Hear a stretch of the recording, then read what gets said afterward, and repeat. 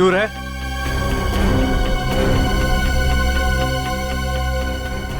ये कैसे हो सकता है काका? आपके कहने के मुताबिक आज से 73 साल पहले यानी कि 1941 में ये आदमी जैसा दिखता था आज भी वैसा ही दिखता है।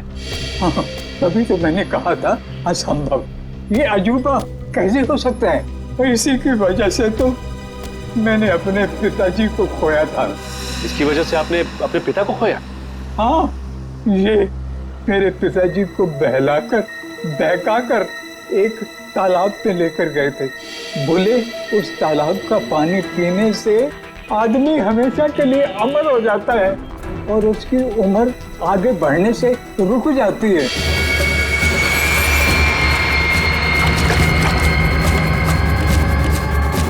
ये कैसा तालाब है काका? मेरे पिताजी तो वापस नहीं आए, शायद उससे वो चमत्कारी तालाब मिल गया होगा और उसी की वजह से आज तक 73 साल पहले जैसा अभी तक वैसे का वैसा ही दिखाई दे रहा है। काका ये कैसी बातें कर रहे हैं आप? ये सारी बातें किस्से कहानियों में होती हैं, असल जिंदगी में इनका कोई लेना देना नहीं, समझे? बिना आग के कभी धुआं नहीं उठता बेटा। तुम भले ही ना मानो, लेकिन उस तालाब के पानी में कोई शक्ति है जो मौत को भी पराजित कर सकती है। सर पूरा जंगल छान मारा लेकिन कोई सुराग नहीं मिला। एक मिनट में वो देखो, ऐसा लगता है यहाँ हाल फिलहाल में ही खुदाई हुई है। तो देखो। Yes sir.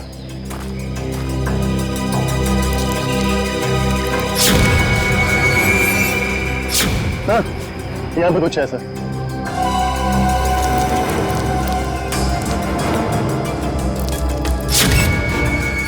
माय गॉड, ये तो सालों पुराना कंकाल लगता है।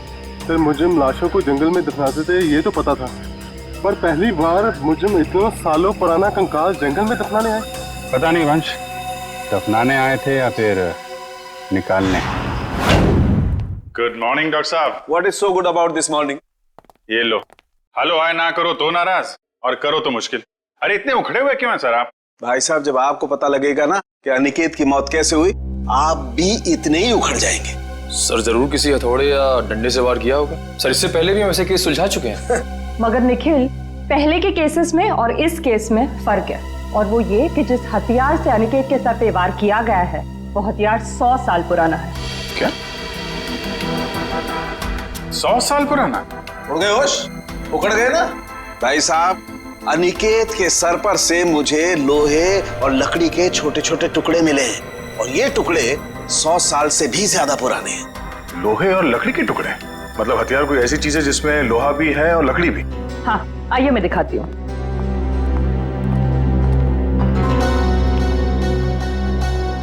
ये देखिए, कुछ इस तरह। मगर सर इतना पुराना हथियार खूनी के हाथ लगा कहाँ से? शायद दादा परदादा के जमाने से घर पे रखा होगा, अब निकाला है काम के लिए। और अगर मैं कहूँ कि ये कंकाल जो आप लोग लेके आए हैं, ये कंकाल भी 100 साल से ज्यादा पुराना है, तो मतलब कितना पुराना है ये कंकाल? जिस तरह वो हथियार 100 साल पुराना है, ठीक उसी तरह ये कंकाल भी 100 साल पुराना है। मतलब ये मरने वाला भी अंग्रेजों के जमाने का है? अंग्रेजों के जमाने का नहीं है, अंग्रेज ही है। जी हाँ, इसकी हड्डियां हमें ये बताती हैं कि ये शख्स कोई यूरोपियन है, एशियन नहीं है। 100 साल पुराना हथियार और 100 साल पुराना मुर्दा, वो भी विदेशी। आज के जमाने में किसी को इसमें क्या दिलचस्पी हो सकती है? इस फोटो को ध्यान से देखिए। ये सफेद रंग की लेस्कॉट गाड़ी आप भी यहाँ से किराए पे ली गई थी? माफ कीजिए सर, इस फोटो में कार की नंबर प्लेट नहीं दिख रही है, इसलिए बता पाना मुश्किल है कि कार किसने किराए पर ली थी। अरे भाई कमाल करते हैं आप, है तो आप ही की कंपनी की गाड़ी ना। नंबर प्लेट ना सही, कुछ और देख के पहचान लीजिए। सर 100 से ज्यादा गाड़ियां हैं हमारी कंपनी में और इसी मॉडल इसी रंग की करीब 20 गाड़ियां हैं। सर इस तरह बता पाना मुमकिन नहीं है। तो आप एक काम कीजिए, आप हमें ये बताइए कि ऐसी सफेद रंग की लेस्कॉट गाड़ी कितने लोगों ने पिछले एक हफ्ते में किराए पे ली है यहाँ से? 1 मिनट सर।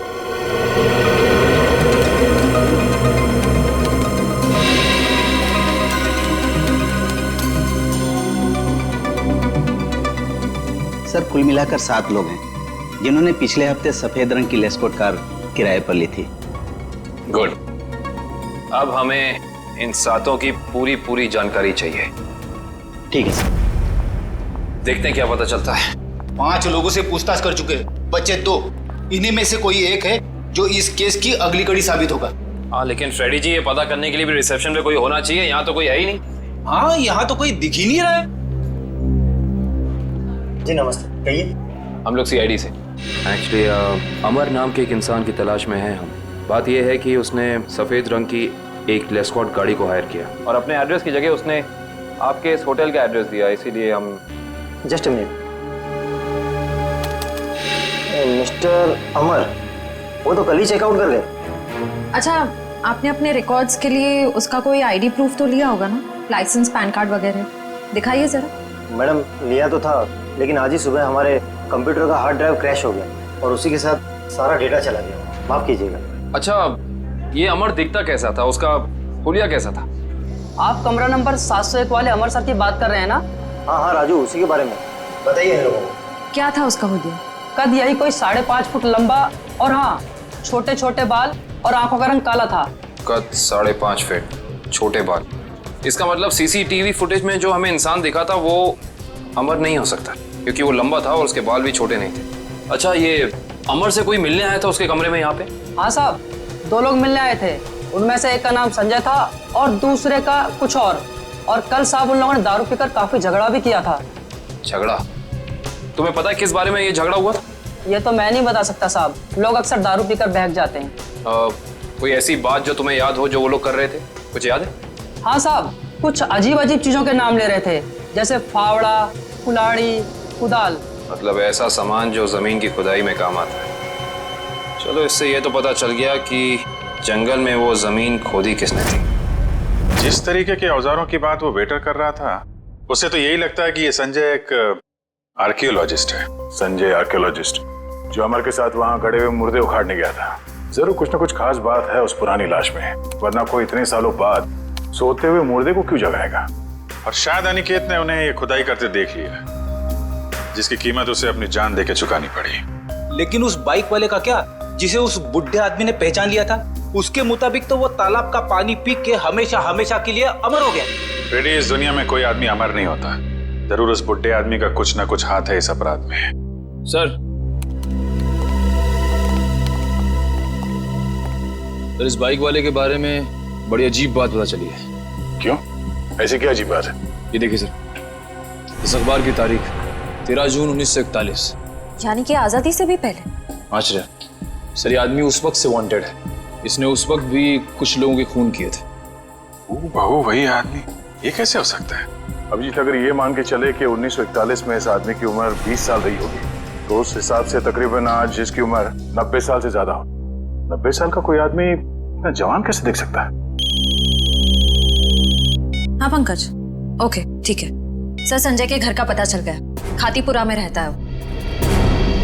खातीपुरा?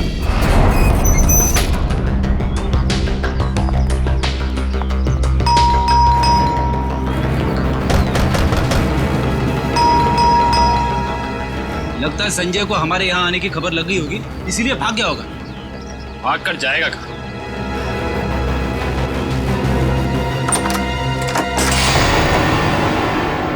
अच्छी तरह से तलाशी लो इस घर की, कुछ ना कुछ तो जरूर मिलेगा।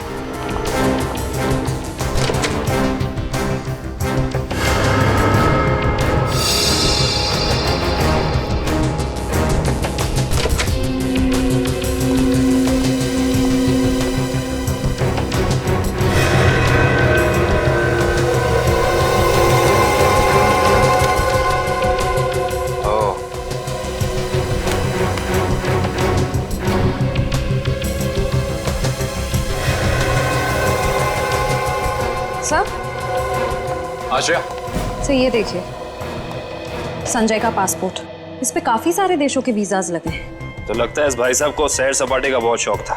ये देखो श्रेया, इसकी चेकबुक की डिटेल से साफ साफ पता चल रहा है कि इस इंसान ने करोड़ों रुपए खर्च किए हैं म्यूजियम्स और नीलामियों से सामान खरीदने में। देखो, इसका मतलब संजय बहुत अमीर है और आर्ट में काफी दिलचस्पी रखता है। अब इसे ये दिलचस्पी आर्ट में है या किसी खास चीज में, ये तो वक्त ही बताएगा। लेकिन एक बात तो तय है, ये संजय किसी की तलाश में है, कोई ऐसी चीज जो इसे दुनिया के कोने कोने में ले जा रही है, हर म्यूजियम, हर बड़ी नीलामी तक। सर। हाँ,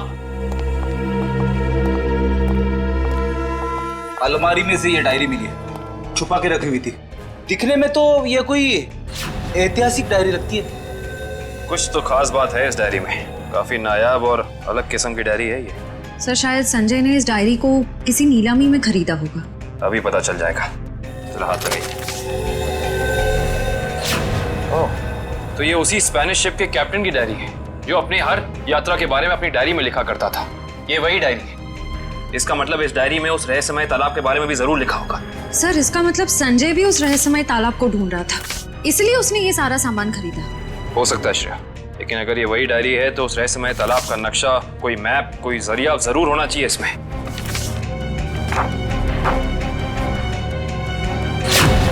कमाल है, इस डायरी में तो ऐसा कुछ भी नहीं है। कोई नक्शा, कोई जरिया, कोई रास्ता, कुछ नहीं।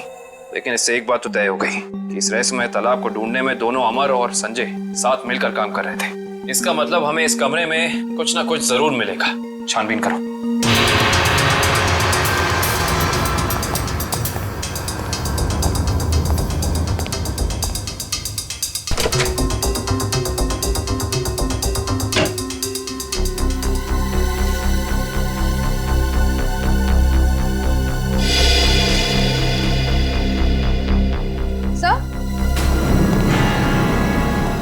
ये देखिए, क्या? संजय ने अपने सारे पुराने सामानों की कार्बन डेटिंग करवाई है किसी डॉक्टर वीरेन से। Carbon dating? इसका मतलब तो साफ है कि संजय अपने हर सामान के बारे में पता करना चाहता था कि वो असल में कितना पुराना है। ओ, तो ये है डॉक्टर वीरेन। और इस फोटो से तो साफ साफ पता चलता है कि ये कॉलेज में संजय का प्रोफेसर था। ओह, तो फिर इस वीरेन का भी हाथ हो सकता है अमर के साथ साथ संजय की मदद करने में। डॉक्टर वीरेन। इस वक्त कौन आ गया?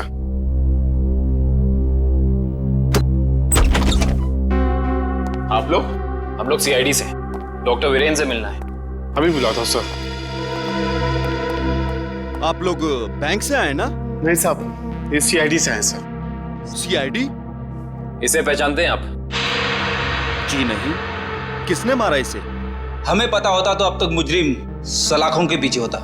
देखिए, मैं इस मामले में आपकी कोई मदद नहीं कर सकता। चलिए इस मामले में ना सही, लेकिन किसी और मामले में हमारी मदद कर दीजिए। मैं कुछ समझा नहीं। मैं समझाता हूँ। आप हमें उस रहस्यमय तालाब के बारे में बताइए जिसका पानी पीकर इंसान कभी मरता नहीं है, जवान रहता है, अमर हो जाता है। ये क्या मजाक कर रहे हैं आप? अगर ऐसा कोई तालाब होता तो दुनिया में मौत नाम की चीज ही नहीं होती। कमाल करते हैं आप भी। हमें तो लगा कि आपके स्टूडेंट संजय ने आपको सब कुछ बताया होगा, लेकिन उसने आपको तालाब के बारे में कुछ नहीं बताया लगता है। संजय? तो आप संजय को जानते हैं? सिर्फ जानते ही नहीं, उसके घर होकर आ रहे हैं, जहां हमें पता चला है कि वो अपनी हर पुरानी चीज की कार्बन डेटिंग डॉक्टर वीरेन से कराता है, यानी कि आप। देखिए, संजय एक आर्कोलॉजिस्ट है और ये तो उसके काम का हिस्सा है। हिस्सा? हिस्से से याद आया कि आपके हिस्से की कॉफी ठंडी हो रही है डॉक्टर साहब, पी लीजिए। ठंडी कॉफी पीने में कोई मजा नहीं है। वैसे ये कॉफी का दूसरा कप किसके लिए? इस घर में और भी कोई है क्या? हाँ साहब, अभी भी। तुम जाओ। ये अभी मेरा दोस्त आया था, उसी का है। नहीं, आपके दोस्त का नाम संजय तो नहीं? देखिए वीरेन साहब, आप शक्ल से तो निहायत ही शरीफ इंसान लगते हैं। अब इस संजय की वजह से आपको जेल में जाकर चक्की पीसनी पड़े, हम में से किसी को भी अच्छा नहीं लगेगा। मैं वाकई नहीं जानता कि संजय कुछ गैर कानूनी काम कर रहा है। लेकिन अब तो पता चल गया ना, आपकी भलाई इसी में है कि जो कुछ भी है सच सच बता दो। देखिए, संजय को कुछ पोर्तुगली एक्सप्लोरर का सामान मिला था, उसमें लैटिन भाषा में कुछ लिखा हुआ था। उसका मतलब जानने के लिए वो मेरे पास आया था। इसका मतलब वो मुर्दा उसी पुर्तगाली एक्सप्लोरर का होगा और उसी के सामान की तलाश में संजय जंगल में गया था। क्या लिखा था लैटिन भाषा में? उसमें एक गुफा का नाम लिखा था, सिनारी गुफा। शिनारी गुफा? अरे बाप रे! अरे बाप रे बाप! पूरी बॉडी बच रही है। यहाँ पे आके मैंने अपनी बहादुरी तो दिखा दी, अब बता भी देता हूँ। कुछ नहीं है यहाँ पे, चलिए वापस चलते। अरे रुकिए रुकिए रुकिए फ्रेडी जी, इतनी बहादुरी दिखाई है तो थोड़ी और दिखा दीजिए। सर हाँ सर, ये देखिए, अजीब निशान बने हुए हैं। अरे यहाँ पे भी है, हर दीवार पे। कहीं ये निशान उसी पुर्तगाली एक्सप्लोरर तो नहीं बनाए? ये निशान हमें उस तालाब तक पहुंचने का रास्ता दिखा रहे हैं शायद। अंदर चल के देखते हैं।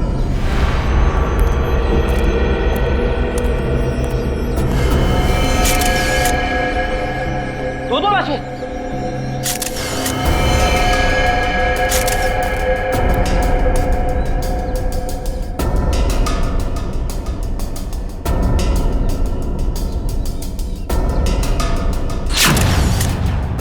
ये तो संजय है। और सर, हो ना हो ये जरूर अमर की लाश है। ये देखिए, होटल के वेटर ने हमें जो हुलिया दिया था, ये हूबहू वैसा ही है। लगता है ये दोनों यहाँ पे उस तालाब की तलाश में आए थे जिंदगी को अमर बनाने, और बदले में मिली मौत। है कौन वो आदमी जो तालाब की खोज करने वाले लोगों का खून कर रहा है? जरूर कोई ऐसा है फ्रेडी जी जो नहीं चाहता कि उसके अलावा इस तालाब के बारे में किसी और को पता चले। सर, हो ना हो ये काम जरूर रणवीर का ही होगा, क्योंकि जब संजय खुदाई कर रहा था तब रणवीर भी वहां मौजूद था। सर, हाँ, यहाँ पे जूतों के निशान है, ये देखिए, अलग अलग जूतों के निशान दिख रहे हैं। कम से कम 5 लोगों के होंगे। सही कह रहे हैं आप। 2 तो अमर और संजय के होंगे, 1 रणवीर का, बाकी 2 निशान। इसका मतलब साफ है, इस गुनाह में 2 और लोग शामिल हैं, लेकिन कौन? सिंबल्स को देख के लगता है कि ये हमें उस चमत्कारी तालाब का रास्ता बता रहे हैं। जाने कितने साल पहले बनाए गए होंगे ये निशान, तालाब की तलाश में। और इन निशानों के अंदर ही वो चाबी छुपी है जिससे हम इस केस का ताला खोल सकते हैं। अरे सर, ये तो एक टापू बन गया, और इसके बीचों बीच में है ये तालाब। मगर सर, ये टापू है कहाँ पे और हम यहाँ तक पहुंचेंगे कैसे? इसका पता चल जाएगा निखिल, अगर हम इन निशानों की भाषा समझ पाए, उनको अक्षरों में बदलेंगे तो पता चलेगा। सर, इस तरह के निशान मैंने पजल्स की किताबों में देखे। अब पजल के साथ हायरोग्लाइफिक अल्फाबेट बुक भी आती है ना? हाँ सर। वंश, जल्दी से जाकर किताब लेके आओ। Okay sir.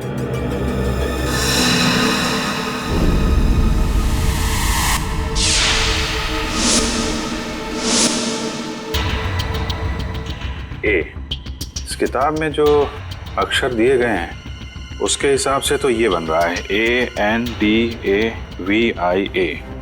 अंदाविया। अंदाविया? चलो जरा इंटरनेट पे चेक करो, अंदाविया टापू जैसी कोई जगह है क्या?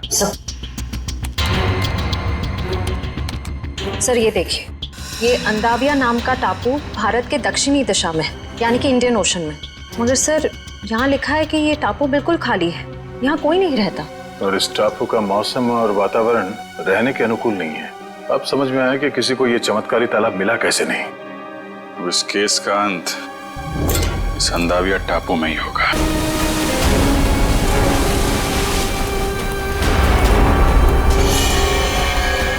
वहां पे देखो, वहां पे कुछ है। तो लगता है किसी ने आग जला के कैंप फायर किया है। वही लोग होंगे जो तालाब की तलाश में यहाँ पे आए थे।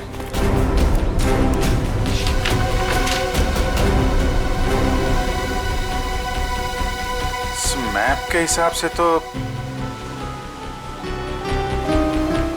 उत्तर दिशा में करीब 7 किलोमीटर अंदर है वो तालाब।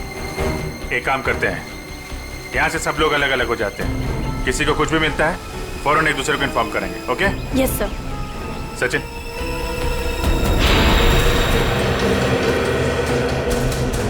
ये देखिए सर, जगह जगह पेड़ों पे कुल्हाड़ी के निशान। जो लोग तालाब की तलाश में इधर गए होंगे ना, उन लोगों ने लगाया होगा रास्ता पहचानने के लिए। ओह माय गॉड, कंकाल।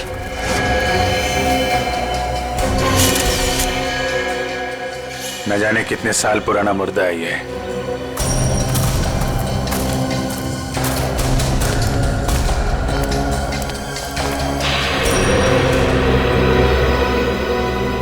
धुआं अभी भी निकल रहा है। आग जले शायद ज्यादा देर नहीं हुई अभी। एक और कंकाल सर।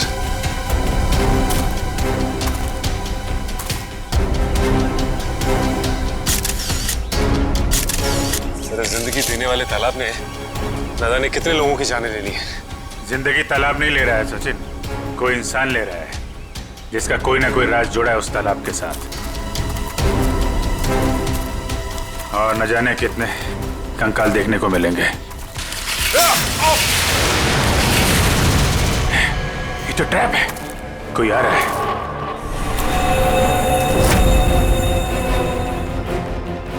ये तो रणवीर है। रणवीर,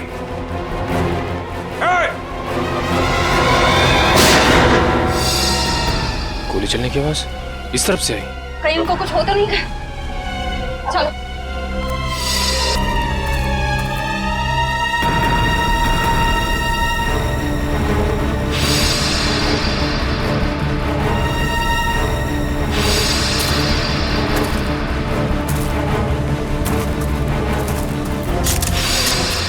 घबराइए मत, मैं आप पे गोली नहीं, मैंने इस पे चलाई थी जो आपको मारना चाहता था। तुम रणवीर हो ना?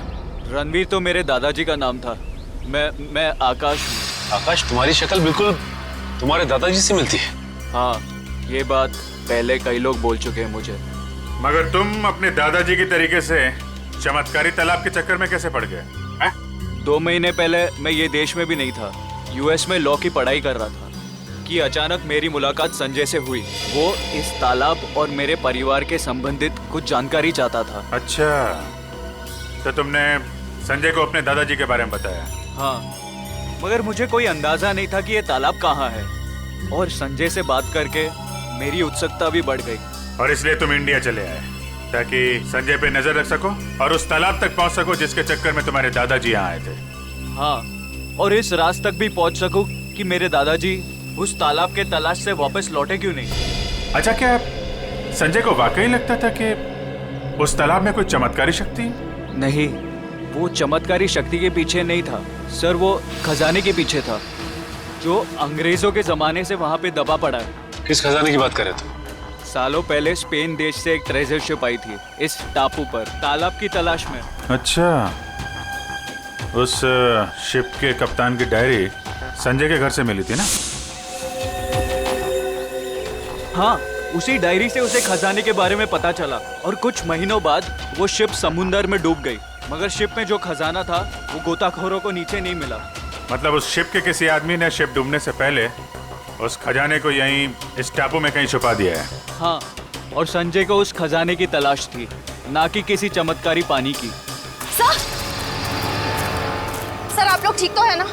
हाँ, हम लोग ठीक हैं। गोली की आवाज सुन के लगा कि कुछ खतरा है यहाँ पे।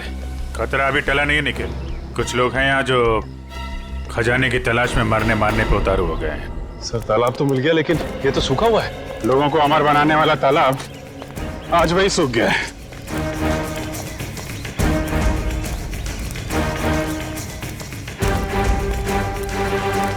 सर, सोने का सिक्का। सोने का सिक्का? मतलब खजाना था यहाँ पे? सर, इसका मतलब वो आदमी खजाना लेके ये लोग इस तरफ से निकल गए बाहर। सर, ये रास्ता तो टापू के दूसरे हिस्से जाता है, मैं भी वहीं से आया था और उन लोगों की नाव भी वहीं पे थी। टापू की दूसरी तरफ? हाँ, रोकना होगा उन्हें। जल्दी आओ तुम लोग, आ जाओ आ जाओ।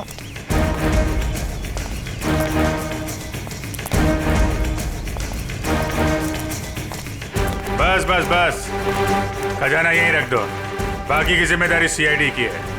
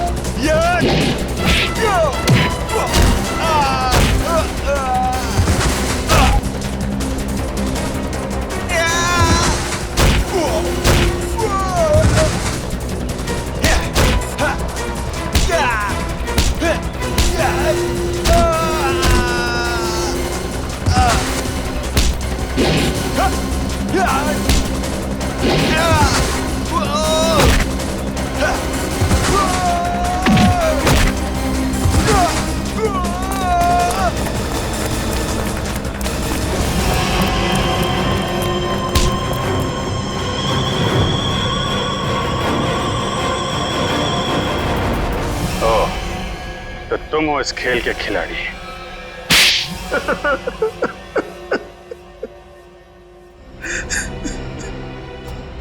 हाँ, मैंने ही मारा है अमर को, संजय को और अनिकेत को भी। मगर तुम्हें संजय और अमर के प्लान के बारे में पता कैसे चला? उस दिन जब होटल के बाहर में वो लोग बात कर रहे थे, मैंने उन दोनों की सारी बातें सुन ली थी। हम बहुत जल्द खजाने तक पहुंचने वाले हैं, फिर हम बेशुमार दौलत के मालिक हो जाएंगे।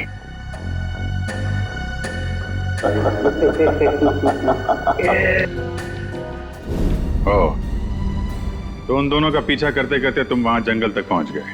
हाँ, अमर और संजय वहां खुदाई कर रहे थे। मैं अपने आदमियों के साथ वहां पहुंच गया और अमर की खुद पिटाई की।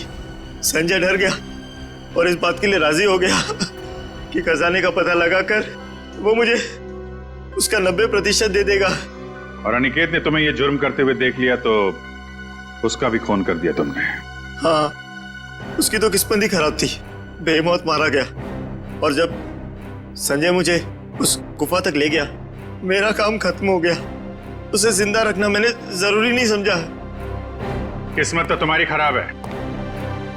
जिस खजाने की लालच में तुमने इतना बड़ा गुनाह किया, उसका 1 रुपया भी खर्च नहीं कर पाओगे तुम। फांसी होगी तुम्हें।